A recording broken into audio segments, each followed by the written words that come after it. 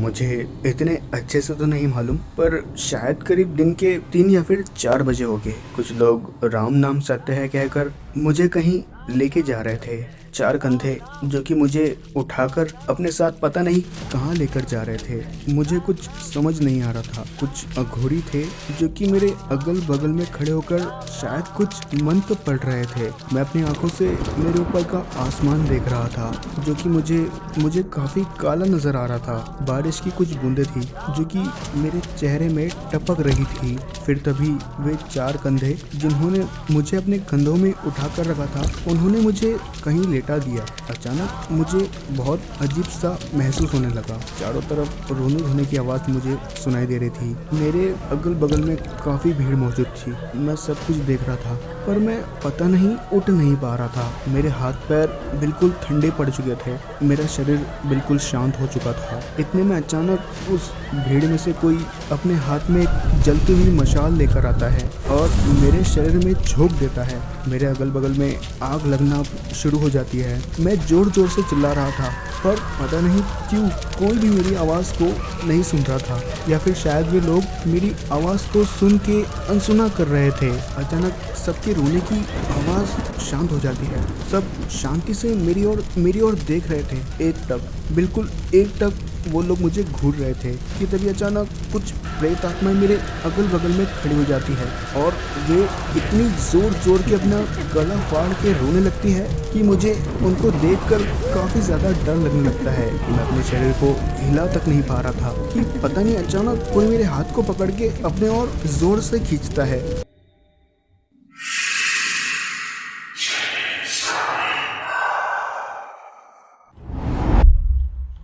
ओए हरीश उठ। ना खुद सोता है और ना ही तू मुझे सोने देता है। भगवान जाने तेरे ये बुरे सपने आना कब बंद होंगे।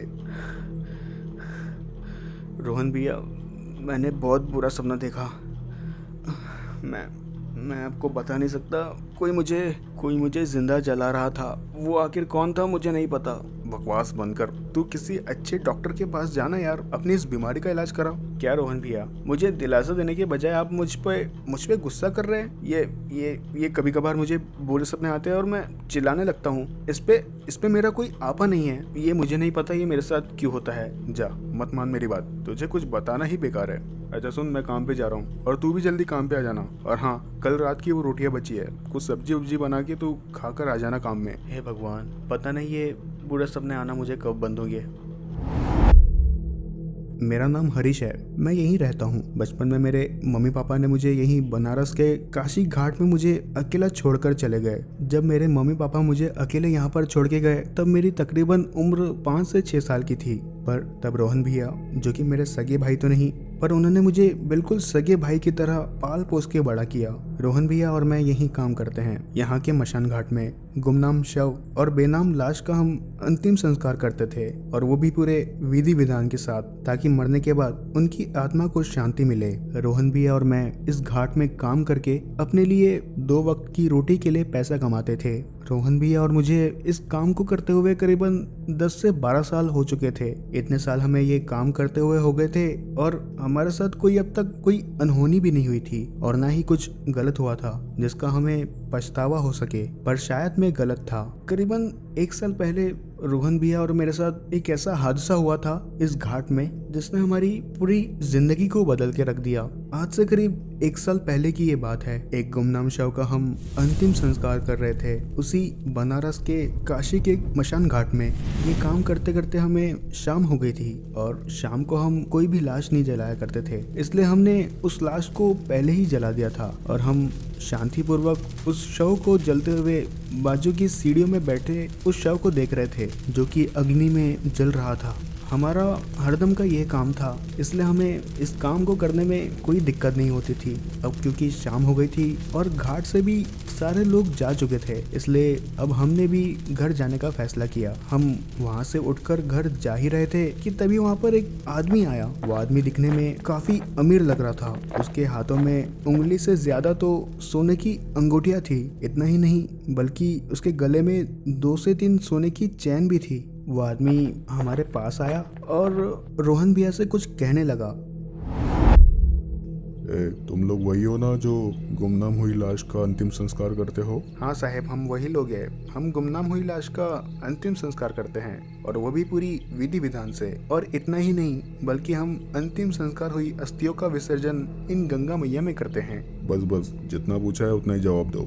मेरे पास भी एक ऐसी गुमनाम हुई लाश है जिसका मुझे अंतिम संस्कार करना है, और हाँ, उसके अस्थियों का कोई विसर्जन करने की जरूरत नहीं है। बस उस शव को तुम आग में झोंक दो और बस तुम्हारा काम खत्म। अब बोलो, तुम दोनों इस काम का कितना पैसा लोगे? उस अमीर आदमी के इतना कहते ही मैंने उस अमीर आदमी को ये बताया, साहब अभी रात हो गई है और हम रात के वक्त में अंतिम संस्कार की विधि नहीं करते हैं। हाँ साहब, वेदों में ये लिखा है कि रात के वक्त में अंतिम संस्कार की विधि नहीं करना चाहिए, वरना शव को और अंतिम संस्कार करने वाले व्यक्ति को इसका भुगतान करना पड़ सकता है, और उल्टा हम इस काम को करने के बाद पाप के भागीदार बन जाएंगे।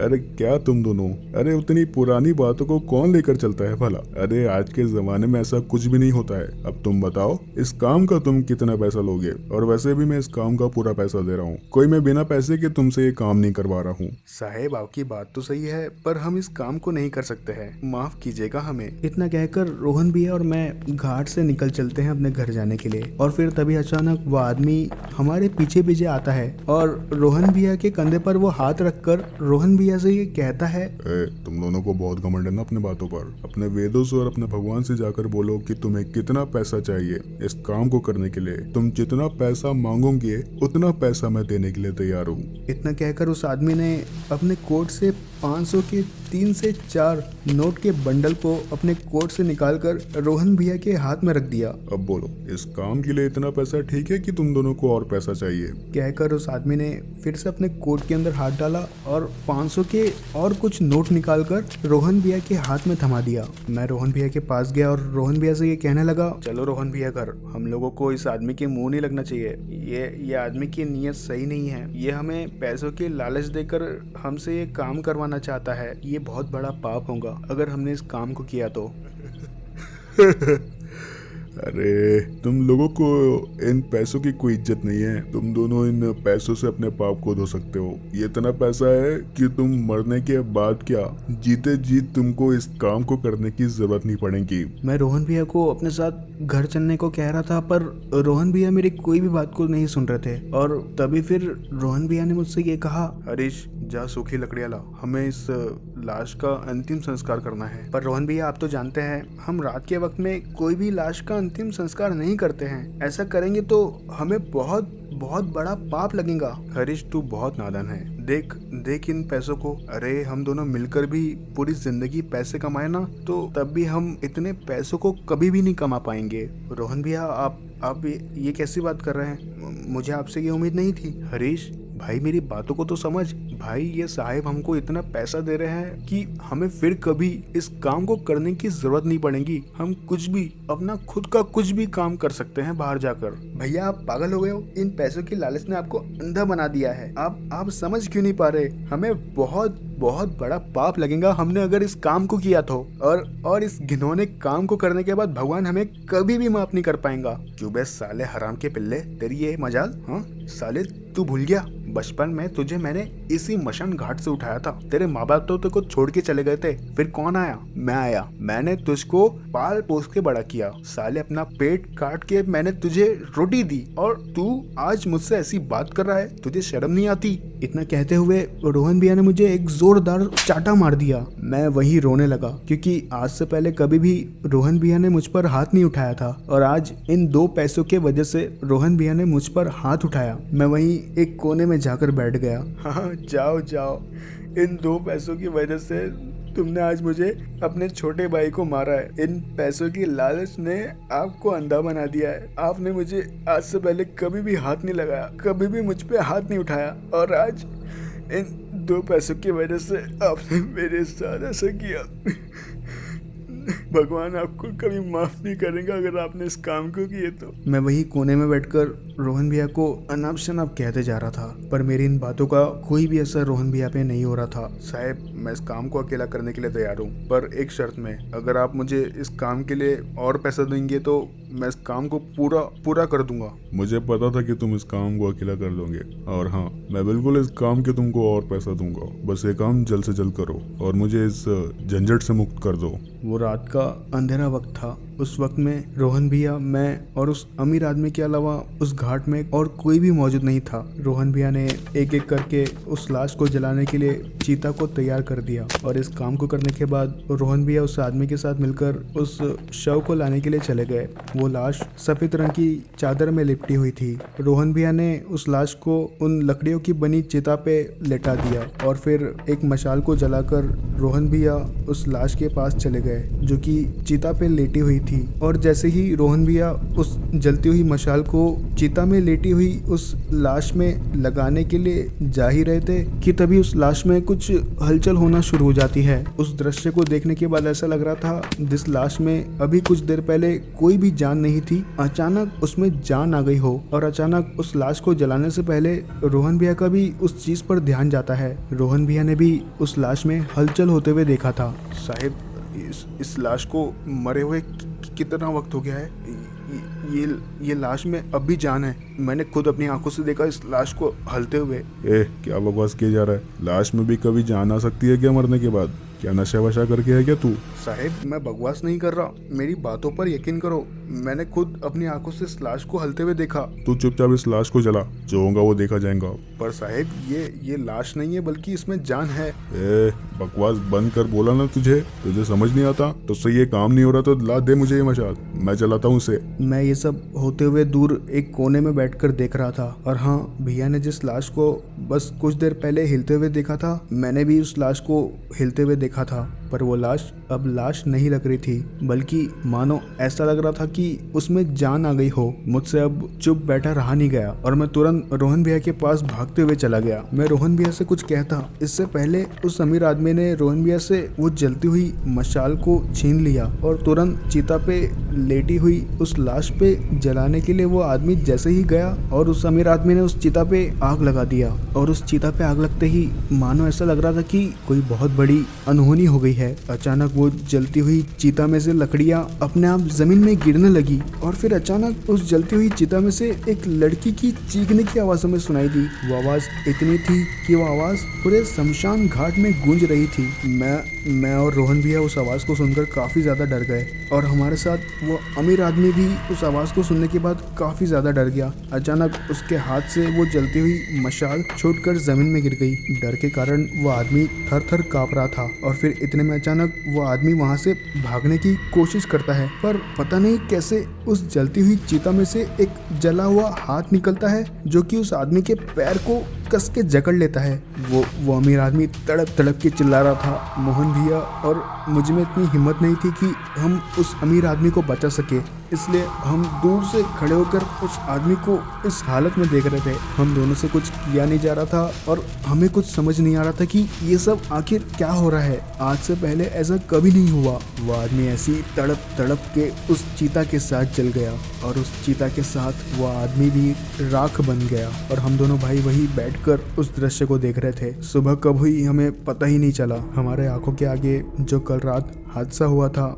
हम उस पर यकीन नहीं कर पा रहे थे। हम दोनों भाइयों के दिमाग में ये सवाल गूंज रहे थे कि आखिर ये सब हुआ तो हुआ क्यों, और आखिर वो जलती हुई लाश ने उस आदमी को अपने और क्यों खींचा। आखिर क्या मकसद हो सकता था उस लाश का, और क्या वाकई में उस मरी हुई लाश में मानो एकदम से जान आ गई थी। इतना सोच सोच के हम दोनों का सर घुमा जा रहा था, हम दोनों को कुछ समझ नहीं आ रहा था। और फिर अचानक सुबह सुबह घाट के पास में 2 पुलिस वाले आए। उन दोनों पुलिस वाले ने हमें देखा कि हम दोनों वही घाट में बैठे हैं, इसलिए वो पुलिस वाले हमारे पास आ गए, और उन पुलिस वालों में से हमें एक पुलिस वाले ने एक तस्वीर दिखाई। तस्वीर दिखाने के बाद उस पुलिस वाले ने हमसे ये पूछा, तुम दोनों में से किसी ने भी इस आदमी को कल रात यहाँ पर देखा है? हम दोनों बिल्कुल चुप बैठे थे, और हम दोनों उस तस्वीर को देखकर काफी ज्यादा डर गए थे, क्योंकि उस तस्वीर में वही आदमी था जो कि कल रात हमारे पास आया था एक लाश को लेकर। वही आदमी जिसने रोहन भैया को पैसों की लालच देकर ये घिनौना काम काम करने के लिए मनाया था। तुम दोनों को कुछ पूछ रहा हूँ मैं, तुम दोनों को सुनाई नहीं देता? नहीं साहब, हमने इस आदमी को नहीं देखा यहाँ पर। इतना कहकर वो पुलिस वाले वहाँ से जाने लगे कि तभी मैंने उनको आवाज़ दिया। साहब पर आप इन्हें क्यों ढूंढ रहे हैं? क्या ये कोई चोर है या फिर इन्होंने कोई चोरी की है? मेरा इतना कहते ही वो दोनों पुलिस वाले मेरी बातें सुनकर हंसने लगे। भाई ये आदमी कोई चोर नहीं है, बल्कि ये आदमी हमारे एरिया के एमएलए साहब है, जो कि कल रात से ही गुमशुदा है। और हाँ, तुम दोनों को एक और बात बताता हूँ। इन्होंने प्रॉपर्टी के चक्कर में अपनी बड़ी बेटी, जो कि इनकी पहली बीवी की लड़की थी, उनकी हत्या कर दी है। और हत्या करने के बाद पता नहीं एमएलए साहब वो लाश को लेकर कहाँ चले गए। अब तुम दोनों मेरी बात को ध्यान से सुनो। तुम दोनों को ये आदमी कहीं पे भी नजर आया तो हमको बताना। इतना कहकर वो दोनों पुलिस वाले उस घाट से चले गए। उनके जाते ही हम दोनों भाइयों को ये समझ में आ गया था कि ये कल रात जो कुछ भी हुआ वो एक सोची समझी साजिश थी। पैसों के घमंड ने उस आदमी को कहीं का भी नहीं छोड़ा। 2 पैसों के चक्कर में उस आदमी ने अपनी बेटी को मौत के घाट उतार दिया और आखिर में उस आदमी को अपनी काली करतूत की सजा मिल ही गई। तो कैसे लगी आप सभी को आज की हमारी ये स्ट्रेंज स्टोरी? मैं आशा करता हूँ कि आप सभी को ये स्टोरी काफी ज्यादा पसंद आई होगी। तो अगर आप लोगों को ऐसे ही डरावनी कहानियां सुनना पसंद है तो आज ही हमारे चैनल स्ट्रेंज स्टोरी हब को सब्सक्राइब करें और साथ ही उस बेल आइकन को दबाना मत भूलिएगा, ताकि आप लोग ऐसे ही डरावनी कहानियों का आनंद ले सके और चैनल पे आने वाली हर एक अपडेट को पा सके। मैं मिलता हूँ अगली एक और नई डरावनी स्टोरी के साथ। तब तक के लिए डरना जरूरी है।